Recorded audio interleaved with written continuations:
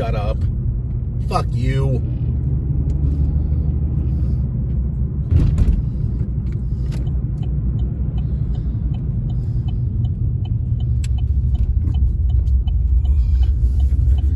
Fucking damn it.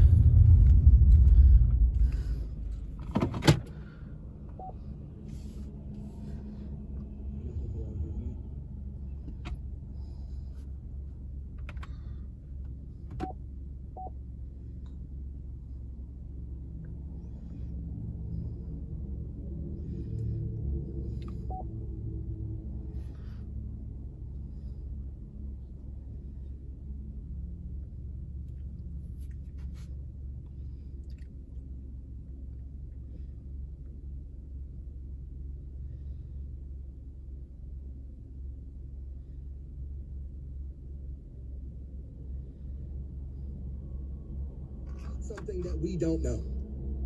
That's the only thing I can come to.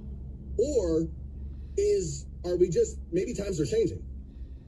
And I don't know if husbands and wives should pay for the sins of their spouse. I know more often than not you will. And this feels like a weird one where people aren't. It feels very, very strange to me. And like I said, I think the only thing that makes any sense is that, yes, somebody somewhere has this thing that you and I haven't been shown or been told. And it's like, once we get there, like, oh, well, you didn't tell us. Is that the Stansberry Show? You're a very easy man to hate on Rock 106.9. A woman has gone viral for doing something twice a day. Most of us don't do it all that often. Definitely not twice a day. As a matter of fact, I don't remember the last time I did this. And a woman's doing it twice a day. We'll take a look next hour. I did see this too, and I'm perplexed here. This is apparently how you and I can have the perfect day. The experts here now tell us. Researchers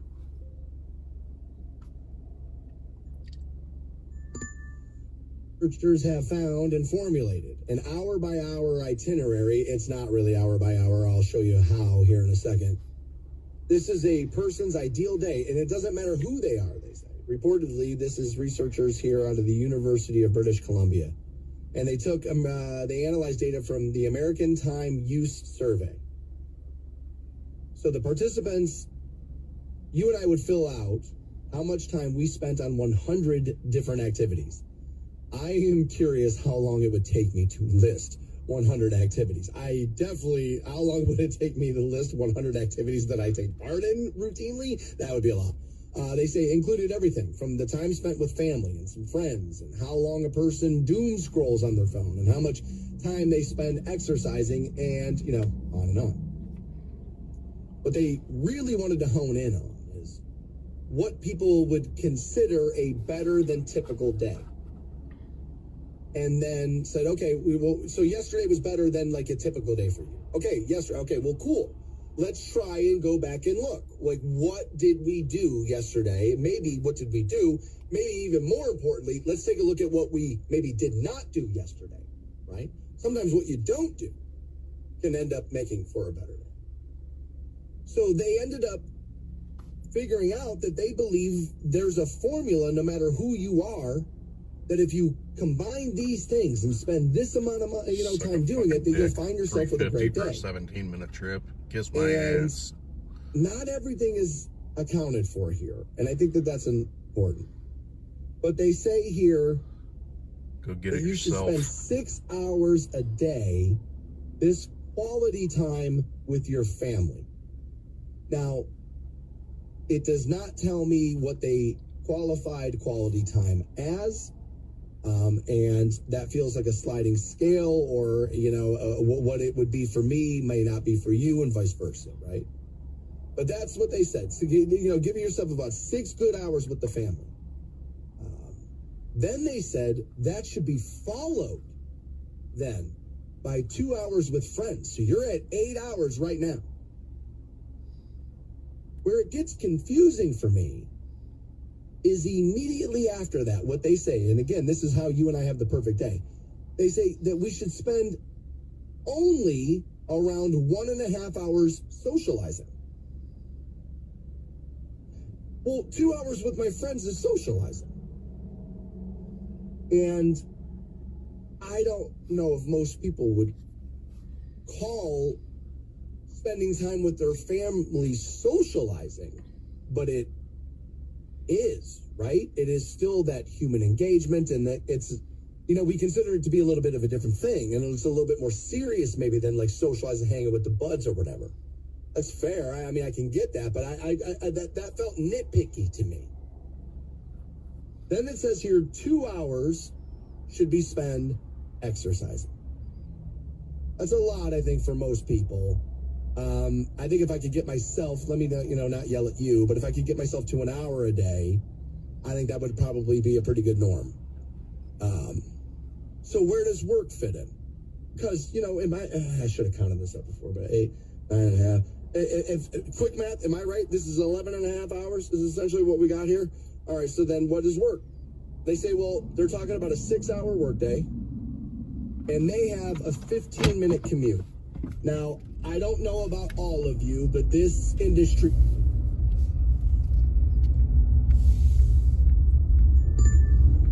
studies our listeners pretty intently, and I have seen more than a... Drive northeast on West 2nd Street. Then, in 900 feet, turn left onto North Wooster Avenue. Few perceptual tests that tell me, on average, what a Canton resident's drive to work is. It's fast. It's so fast that when we have our meetings here, I'm told, remember how fast that is, dude. And it's like, Turn left onto North Wooster Avenue. Right. You are absolutely right. And so I know most people in Canton are not in their car for 15 minutes on their way to work. You know what it is? I'll tell you, it's 8 minutes. It's about on average. Now, the last perceptual test I saw was more than maybe a year and a half, 2 years ago, that I remember seeing. I was probably shown one and I wasn't paying attention because I was in a bad mood. But I remember seeing, that's a number I know I've seen. Where does sleep fit into this? Well, because a lot of people would have catching up on sleep high on the list there. There's no, I don't believe there is such a thing. Continue for 2 miles. I'm catching up on sleep.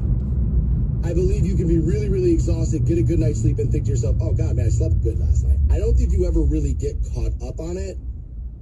I think I am paying dearly now for burning the candle at both ends for far too long.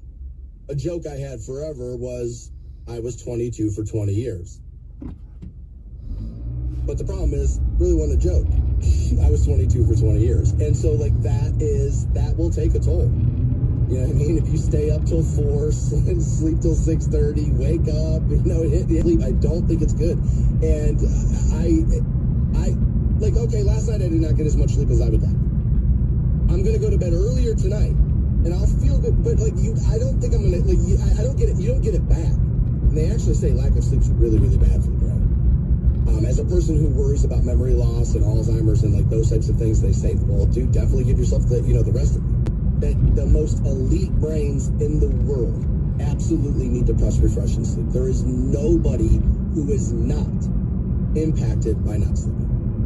No one. That person does not exist. They don't exist. We like to tell ourselves this. I do this with certain things in my life too. Other people are just kind of chemical imbalance, make it great again, back in my day, grandpa. And like this, I know, but like, dude, I'm telling you.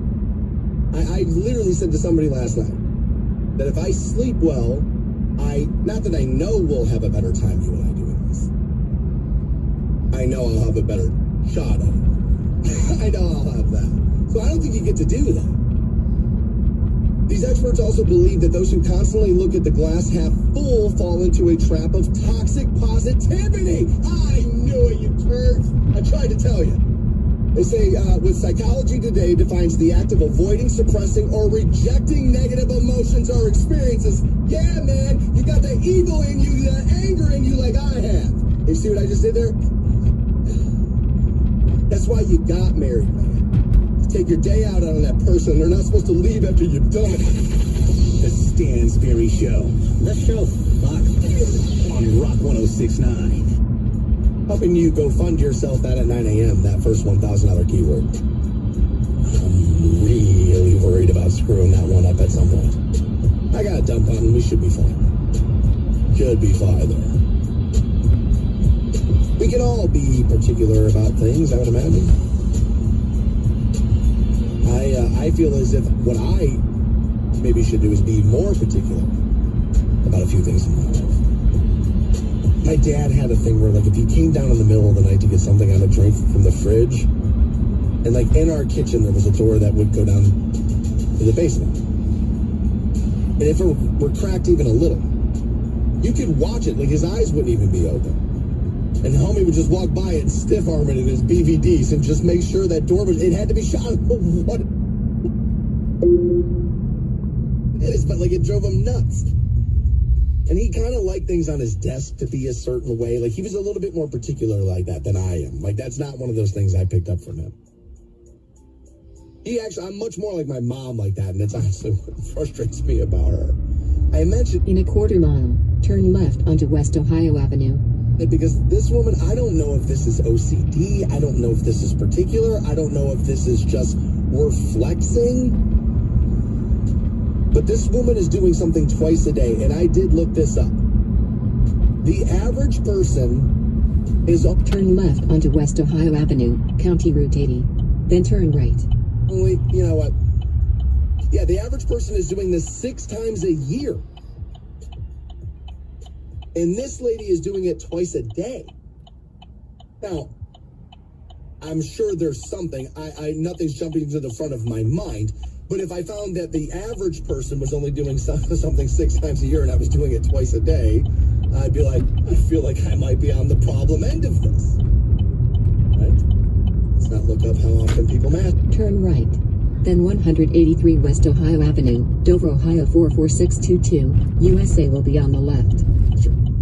Necessarily looking to have that depression laid on me today. This woman is washing her 183 West Ohio Avenue, Dover, Ohio 44622. USA is on the left. car twice a day. She says here that apparently she is an influencer, and my guess is this is what she thought was going to happen.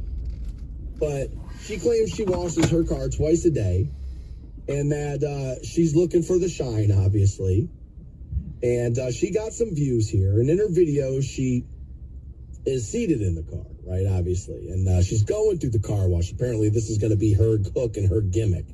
And she smiles there, obviously, and she says, yeah, got to be the only person that washes my car twice a day, every day. And she kind of gets into, she kind of gets into this, rich people stuff versus, non-people stuff. Now, if I'm looking at this car properly in this photo, this is Toyota Hondaville. Like, this is, it's the soap's all over it. But like, it looks like a Camry to me, which is a nice car. It's a nice car. And plenty of rich people drive a Camry. But the reason why they do it is because they don't want to show off their money. Nobody's buying those people. That was not necessarily part of their life. I don't think that's broke at all. I think it means I might have a puppy. You know what I mean? He's going to like this stuff, and I like that dog more than I like you, right? And I think that's it. Or I'm going to want to eat her cheeseburger later. It's like, she only ate half of it. We're going to get home. She's going to fall asleep in the first 25 minutes of this movie, and then I'm going to saunder, maybe even, over to the, to the refrigerator. I'm going to pull the cheeseburger. I'm going to eat this. What the hell's the matter with you? That's not broke. Drive south. Then turn left onto West Ohio Avenue. That's smart. Is what that is. Now, there's plenty of times I'll leave things at a restaurant. Drive north. Then. I don't necessarily need it or don't necessarily want to take it, but that one I don't. It's so crazy to me, right? Because everybody tells you how it's like everything's a hustle, and then if you're the more wasteful you get somehow, that means you're rich. I'm telling you, I know plenty of rich people. Like 1, 2, 3, 4, 5, 6. He would say no, but he for sure is. I'm trying to count millionaires who I know. It's like honestly, if I really put pen to paper, it's going to be more than 10. Because again, it's not 30 million doesn't make him a millionaire. $1 million does. And those are wildly different things. But like most of those people, you would never know. They don't want you to know. As a matter of fact, a few of them are listening right now going, dude, please, whatever you do, please, dude, my family doesn't know this and know, and they're going to ask you for money, right? Like, they don't want people to know. That's why my buddy drives a camera. He just doesn't want you to know. It's so strange to me, the financial conversation. Now, that's what happens. I mean, we got 8 billion people on the planet, and everybody's saying stuff. So finding universal statements or trying to make them even is almost a little crazy there. Average person only washing their car about 6 times a year. This woman's doing it twice a day. I don't remember the last time I washed my car. It was within the last year. More so in the winter than maybe in the summer. The rock salt and all of that is bad. Now I do this, and I'm willing to bet a lot of you do this with vehicle, that when you first get it, you can't do anything. You're like, right, you're not eating in it, you're not smoking in it. Well, maybe I'll have sex in it, but like, right, but you're not, you know what I mean? You're keeping it pretty clean. Got a garbage bag tied to the headrest of the passenger seat and all kind of stuff, right? Just proud of yourself. Got a little pine tree hanging from the center there. Yeah, you're good, man. It's clean, it's nice. And then all of a sudden you had it for a little while. And instead, when you should be taking better care of it and, and more maintenance and more of that's like, I had it for a while. And then next thing you know, you get a little crazy about it. My car is one of those places that my life can be a little frantic.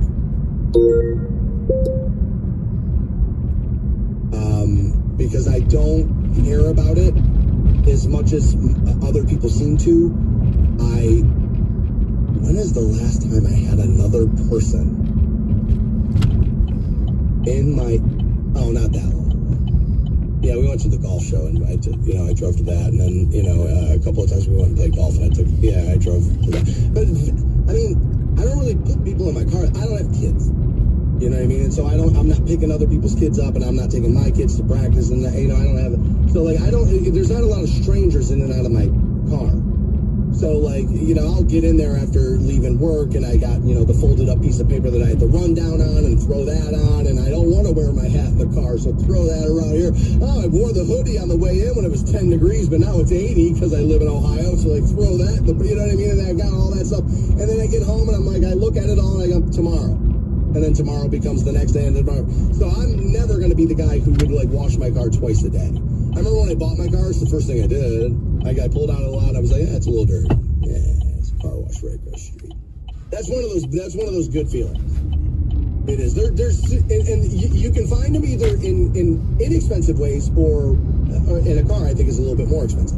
But there's a couple of good fresh feelings, right? New shoes is a good feeling. Fresh haircut. Couldn't scratch it. Cars. Apparently this woman's gone viral. She does it twice. Customer. He had us install a heater in his garage just so he could wash his truck in the winter. Yeah, I have buddies who are very much into like washing their truck and like make truck a lot. That's the thing. It's like, well, can you do it? Can you do it a little too often? Well, according to this, they say yeah. They say you absolutely can. That what will end up happening, I guess, it will spiderweb a little bit on the finish there and on the paint. They say here it can be a yes and no answer a little bit, but ASE certified mechanic Nikki Ayers, writing for Endurance Warranty, says that overwashing can damage your car's finish over time, resulting in spider webbing, also tiny cracks in the finish, and clear coat.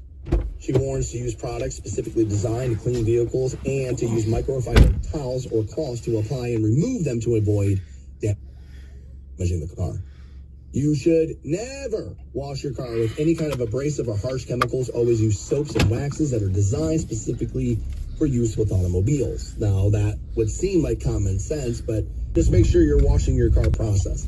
I remember I once upon a time had taken over and I ended up taking it to a car wash that was still using those abrasive brushes, and sure enough, man, it swirled it, like really bad.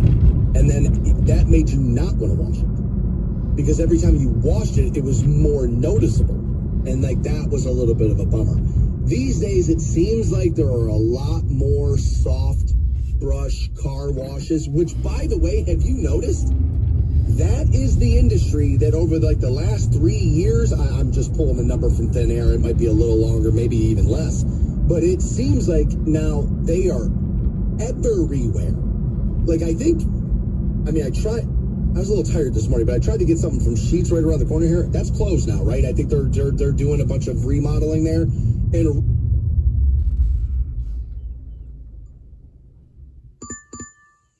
the street, they just put a brand new car wash there. There's one in Sheetz. But I think that's part of Sheetz' remodel, right? Is like, oh, okay, you guys are doing that. Watch now as we get you, I don't know, whatever the big wash thing is. And like, there's 1,000 of them. I mean, they're everywhere. So clearly people, hey, isn't that curious? So the average person's washing their car 6 times a year. And yet car wash places, are these the new like family videos? Like, show us the kids in the back room, dog. Right? What are we doing here? All right, let's give you some more numbers. Maybe let's check some more resources here. Let's break it down by something. Fresh Layer tells us that 30% of car owners clean their vehicles less than once every 3 months. Now, about 20% of car owners take pride in it. And they get their car cleaned once a week. Those are more like your car enthusiasts, car show types, right?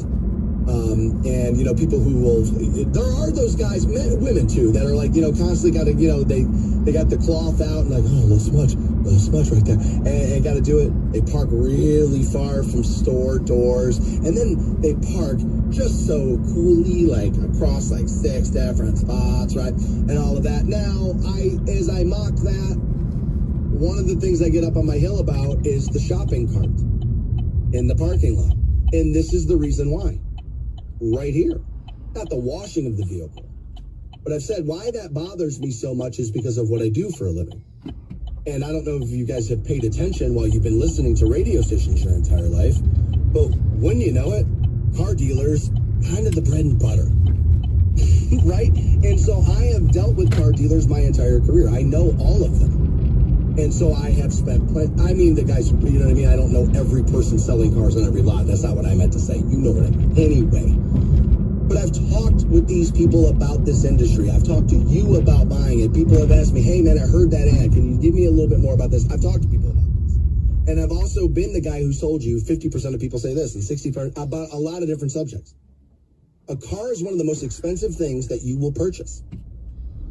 I'm going to guess here. Home, children's education, maybe flipped depending on where you live, and then cars probably going to be third. If not, I'm guessing it will top 5. And yet we leave these carts in there and it swings out of the door, swings through the parking lot and smashes and it dings up a door. Now, I also am the guy who tells you that May Collision is out there, MAEcollision.com. And yeah, that's good for them, but Jason would rather you have a decent day. You know what I mean? He would rather your life not get uprooted by some idiot in a parking lot at a store. But like that happens. That's why I get hung up on that. Is because of that. Like it's a very expensive thing. And so I understand how through that some people then become obsessive about them. Scott from waitingfornextyear.com. He does like his car a little bit. But that's not why I brought him up. Scott's a sneakerhead. Like that's the thing. He's in those Nike groups and there's new drops and we'll wait in line and he's got the apps and he's into it. And so that's his thing. And so if he wears a nice pair of shoes out to a Cavs game or whatever and they get scuffed, homie will go home, take out the little spray, get the brush, and that's his thing. He's kind of in it. Scott's a sneakerhead. That's his thing. I buy a pair of shoes, I'm like, they go on the feet, dog. They're supposed to be a little, you know what I mean? And that's kind of the way it is. Now, I was a shoe person back in the day, a little younger, a little thing. Yeah, everybody kind of carries their thing, but that's not necessarily mine. I am more along the line of, I need to do a better job taking care of my car. As far as like cleaning it goes, like cleaning the outside of it. I'm in the inside of it. So I care more about that at the end of the day. So if I'm going to find myself cleaning it in any one way or the other, I'm probably going to end up taking part of the, I'm going to take care of the, breathe. I will take care of the part of the car I will spend most of my time in. Stansberry Show. I just thought you were a dumb freeloader who ate all my food and played video games all day. On Rock 106.9. It's a $1,000 keyboard. It helps you go fund yourself, and I pass it out. Next hour, 9 o'clock here on the Stansberry Show. We continue those all day. Teresa has that second at 10. We were talking about people being a little particular about some things. And I told the story about how when I was growing up in my parents' house there, that in my kitchen I had a door that went down to the basement. And then my father, who would wake up in the middle of the night and want to go downstairs and get something to drink, whatever it should be, probably the ice cream.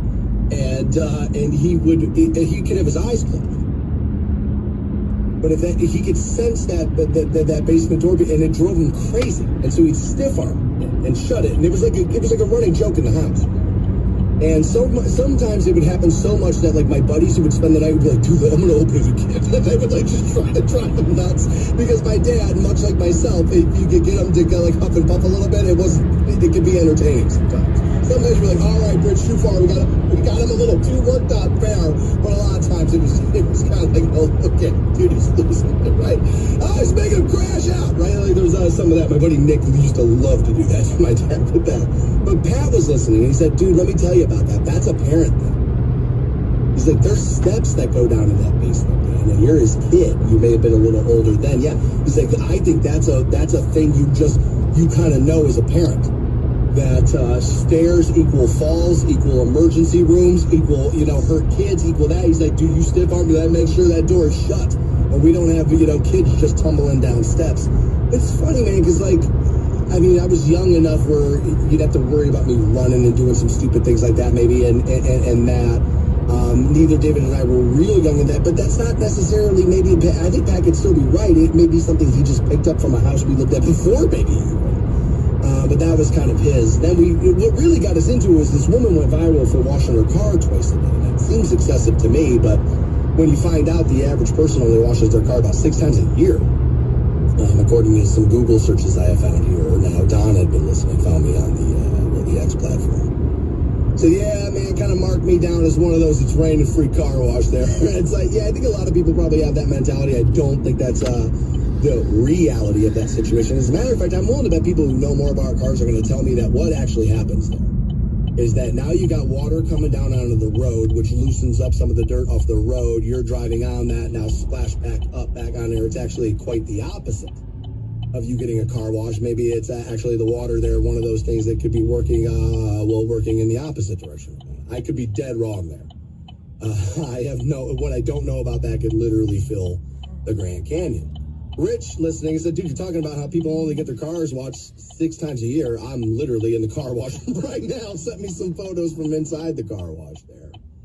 And I'm one of these people that if my car is, the newer my car is, the more often you will find me cleaning it out inside, vacuuming it and the like, and then washing the exterior. Now I have a shop vac at home too, as a matter of fact, small and large. Welcome to some water issues. And so I have a couple of those. And so, occasionally it's like, well, I paid for it. Let me get at least a few uses out of this thing here, and I'll try to do that. And you know what I mean? And I'll vacuum it, I'll vacuum it out. And then, we've been talking about the rise of the car washes. I mean, they're everywhere now. And it seems like an interesting thing. Like, they're literally exploding. I started to notice that my brother and I, over the last handful of years, have been kind of, kicking back and forth ideas on businesses we should be buying into. And there's, we found a couple and we've done some things, and there are some other things that we're thinking about doing. And, I like laundromats a lot, and it's something I'm passionate about and would like to pick up, a few of those. And I really like the idea of it. And he seemed to really like the car wash idea. And for some reason, we both want the water, which is going to be the next really expensive resource. And so that's one of the reasons why we talk, well, maybe not. And the car washes, it feels like the corporatization of that is kind of taken over. Right, that's what I kept telling you about laundromats. Like, dude, let's get in before the Walmart of this starts popping up in every town. Before it's like every wash or like whatever. I was like, it's still mom and pop's wash. I was like, we could be buying from them. It's going to be harder to push the Walmart washes out. Like, that's going to be a little tougher, right? And so, but like, I think water is going to be an expensive thing as a business owner. in the next handful of years. And so we've been talking about that and how do you offset that and is it worth it and all of but he loved the idea of car washes. Now he kind of wanted to go a little bit more of the old school conventional route. Here you show up, here's your quarters, pump them into the machine, 60 seconds, you better get the rim clean. And I was like, look, man, I get that. I was like, I understand it. I thought it was a little short-sighted personally. I was like, because of how many, just easy car washes I'm watching, pop up. And literally, I said, they put that one right across the street from the gas station or right around the corner here from the radio station. I mean, it was like, they started it, I blink, and the next day it's up. And that's not, meanwhile, they built it across the street from a gas station that has a car wash attached to it. You go up right up here. They built that new truck stop that's got the Hardys and all up there. There's a car wash up there, isn't there? Maybe I'm wrong. I don't know, but they seem to be everywhere. So I think it's interesting that if the average number's this low, now you car people are out there really obsessive about buffing and polishing. Yeah, man, if you kind of have something and it's like, all right, we have this so we can go cruise around in it. We do it together and we want it to look nice when we're doing it. Otherwise, yeah, all right. That I can get. That I can really get. And there's much like a clean house. Like if you go home to a clean house, it's not impossible to feel negative, obviously, as like the brain can do what the brain can do. It's harder to put yourself in a negative space the cleaner your clean room, clean mind. Right? It's like there are things and people don't like that because, well, Einstein, his desk, Einstein. It's like, yeah, but dude, there was one of those. We got idiot Rickies all over the place. You know what I mean? And so, just because your floor is messy, I don't know if that makes you Einstein. Yes, people who are a little bit closer to the genius scale have a tendency to be like, I'm not paying attention to that. I'm not paying attention to that. I'm not paying attention to that. I literally said to somebody last night, if it's not work related, I'm probably not spending a whole lot of time thinking about it. Maybe 5-6 minutes, but then I'm right back into if I don't have to concern myself with it, I probably don't concern myself with it. And guys, you've listened for long enough. I screw up enough easy words. Clearly not a genius. So just because your desk is messy doesn't mean you're the next Einstein, right? The Stansberry Show. Every time I see him, I hear circus music. On Rock 106.9. Welcome back to the program. Go fund yourself that at 10 a.m. with Teresa. That second $1,000 keyword will get passed out here. We continue those until 5 p.m. and we do that Monday through Friday on Rock 106.9. Yesterday I had let you in on this embarrassing story where I had sexted my boss by accident. I was having 2 text exchanges at the same time and, thoughts that I had closed out went back to the other and I had not. Luckily it wasn't a photo, it was just like a graphic I would like for this to go down type, more request type thing. There's a screenshot in the post I made at the Stansberry Show, and that's where I'm at right now on Facebook actually. Because I haven't been keeping up with these comments as much as maybe I should have, but Sarah says, when you said it today, I thought you were just high. But you're for real stupid, man. No judgment, however, you out here trying to get a raise, you do you. I think she's just screwing around. By the way, the earth is flat. Now, she does say LOL there, so I don't know if she's screwing around with that or not, but I did get up on my hill a little bit yesterday about how I don't really like the flat earths. I don't really like them. Don't worry, that's not what we're going to talk about. I'm not sure if these are regrets, and people don't really like that word because, I feel like, I don't have any regrets. I hate that phrase. There are a few phrases in life I don't like. What other people think of me is none of my business. Ugh, one of the dumbest pieces of advice I've ever heard in my entire life. Who you know is how you get by in life. So what people think about you matters a little. Yes, don't make the idiot down the street who you never hang out with as important as your children and what they think about you. Triage who matters more than others. But not caring what people think about you is literally how you're the guy who everybody's like, oh, dude, don't invite them. Like, they got. Let me got middle finger up. Who's throwing it back at me? Right, like that dude. People can't wait to take that dude out of their phone, right? So I'm not sure this is necessarily regretville, but like guys who got a little older, like, yo, man, pay attention to some stuff. I won't have to worry about this one as I've had a vasectomy, but not being more present during their children's early years. They grow up quick, man. Men after 50 reflect often on a life of mixture of gratitude and regret, obviously, is because they felt like, well, I'm grinding. I'm doing what I'm supposed to be doing. I'm providing. And, I think it was Chris Rock once upon a time said, and he was 1,000% right about this, that dogs and women are loved unconditionally. A man is loved by what he will bring and provide. And that's true. That's just true. It is. So sometimes men find themselves in the, I have to make sure I take care of all of this. This is my responsibility. And I'm the guy that's just supposed to reveal, that's where you do that. You know what I mean? I'm on 12-foot scaffolding making sure you all have a building to go to. Right? Like, that's what men are doing. So yeah, a lot of them are on the grind. But you don't get those years back. You don't. I don't know how to tell you to do that. To be honest with you, now, I would tell you this is a regret case. But one of the reasons why I didn't have children early, and I think that's part of the reason why. Because I thought, just give me the only thing I care about, I'll put it all in, and nothing will take my attention off of it, and I'll stay hyper-focused. And I skipped over it. Nah, man, put real things in your life. And then watch how hard you work. Now, I know we're telling you to spend more time at home, but I think that I might have been a little guilty of that maybe, but that is tough, man, because they're only 7 years old once. But yeah, and then they're 10, and 10's great. But 10's not 7. You missed 7. Which means you missed 8 and 9 too. So 10's great. But when you miss 7, 8, and 9, you think about missing 7, 8, 9. I think that's probably true. My dad used to say this to me, and he was not good at it. Work to live. Don't live to work. And he always sounded like such a hypocrite. He had an office at the house. He had an office in this building at the church. Where do you think he spent more time? The office at the church. There he was. He could tell me this thing and then not do it. You know? And so, like, I remember I told you once about the cell phone. He said to me, I go 3 places.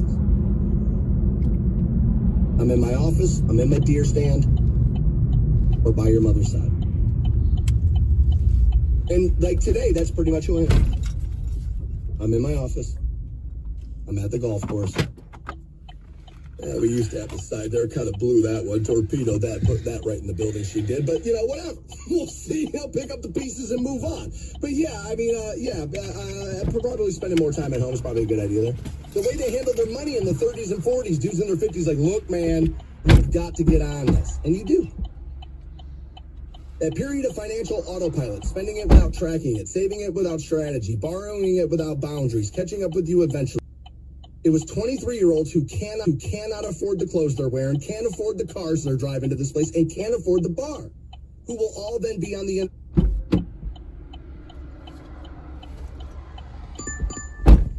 for the next 3 weeks telling me how unfair the world is.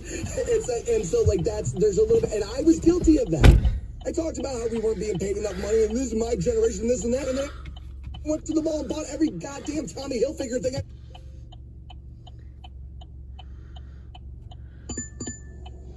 Hands on back in the day.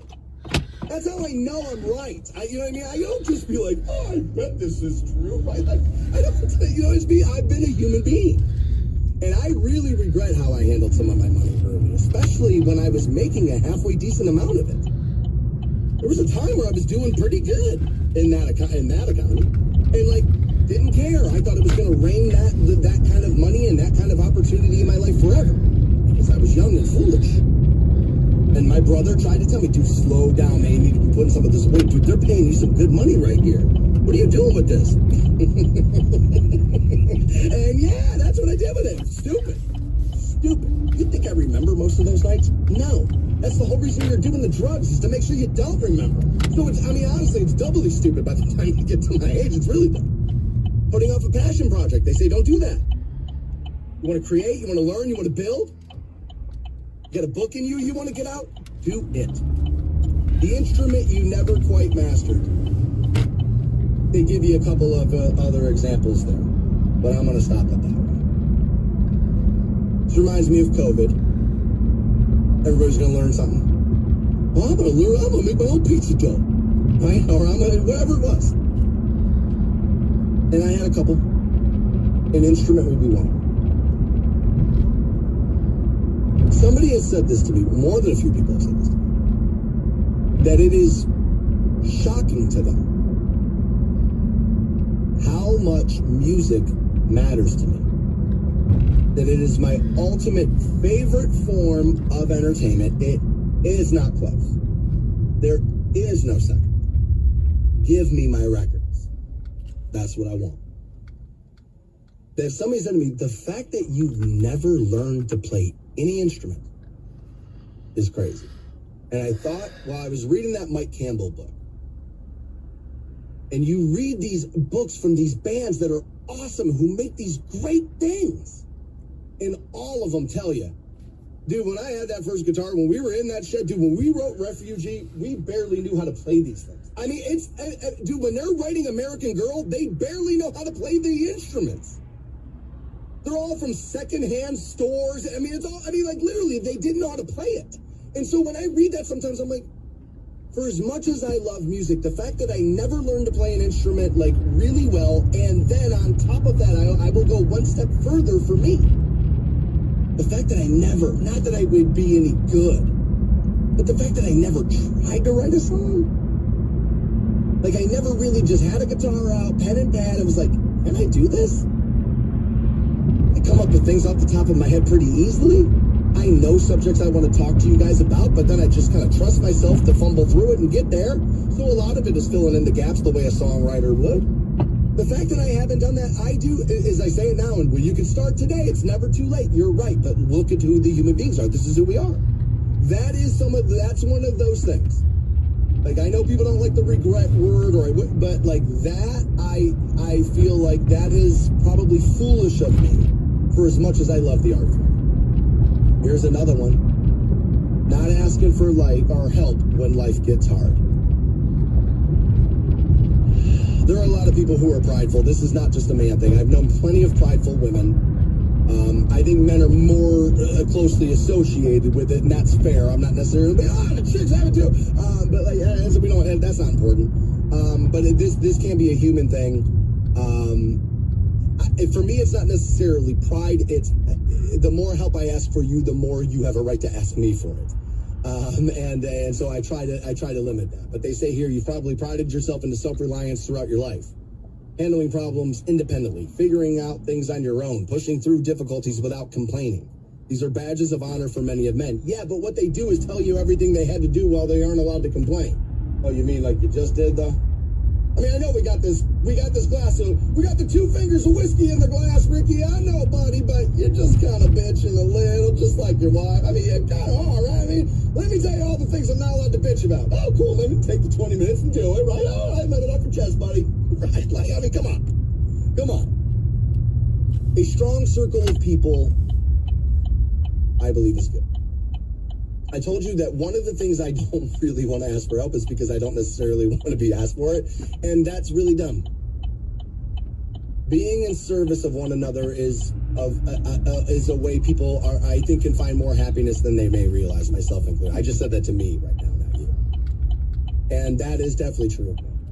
I've talked about that with charities I've been involved in, that you have an obligation. You know it's the right thing to do, but all of a sudden Wednesday shows up and you're like, but then you go and you drive home and you're like, I feel like $10 million. And like somehow by the next Wednesday you forget that, but like you feel like $10 million. So that is good. Asking for help and then being able to help somebody else, being in service to one another. I believe there was a book that used to be in, I don't know, pretty much every nightstand in every house in America that told you about being in service to one another, but you're barely allowed to read it now. The Stansberry Show And look what you've become, a schmuck. on Rock 106.9. We've been talking about some things that apparently guys after 50 kind of like start to pay more attention to. Wish they would have got on a little earlier. Some of these are pretty,